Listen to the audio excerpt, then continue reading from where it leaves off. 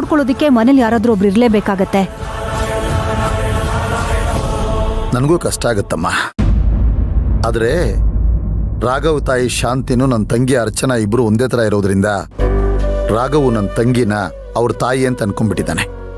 ಮೊನ್ನೆನೂ ಅವಳು ಬರ್ಡೇ ದಿನ ಅಚ್ಚು ಬರಲಿಲ್ಲ ಅಂತ ಬಾಗಿಲನ್ನೇ ನೋಡ್ತಾ ಕಾಯ್ತಿದ್ನಂತೆ. ನನ್ನ ತಂಗಿ ಬರೋ ತನಕ ರಾಘವ್ ಕೇಕೆ ಕಟ್ ಮಾಡಿರ್ಲಿಲ್ವಂತೆ. ನನ್ನ ತಂಗಿ ಬಂದು ಮನೇಲಿ ಹೇಳ್ತಾ ಇದ್ಲು. ಅದನ್ನೆಲ್ಲ ಕೇಳುವಾಗ ಒಂದು ಕಡೆ ಸಂತೋಷ ಆಗುತ್ತೆ, ಇನ್ನೊಂದು ಕಡೆ ಭಯನೂ ಆಗುತ್ತೆ.